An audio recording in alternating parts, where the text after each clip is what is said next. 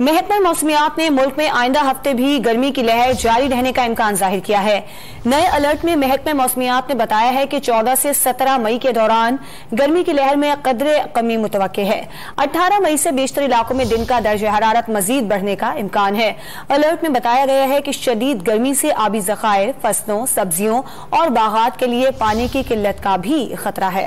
महकमा मौसमियात ने मुल्क में आइंदा हफ्ते भी गर्मी की लहर जारी रहने का इम्कान जाहिर किया है। नए अलर्ट में महकमा मौसमियात ने बताया है कि 14 से 17 मई के दौरान गर्मी की लहर में कदरे कमी मुतवक्के है। 18 मई से बेशतर इलाकों में दिन का दर्ज हरारत मजीद बढ़ने का इम्कान है। अलर्ट में बताया गया है कि शदीद गर्मी से आबी ज़खायर, फसलों, सब्जियों और बागात के लिए पानी की किल्लत का भी खतरा है। ताज़ा तरीन वीडियोस के लिए हमारा YouTube चैनल सब्सक्राइब करके बेल आइकन प्रेस करिए ताकि आपको मिले हर अपडेट सबसे पहले।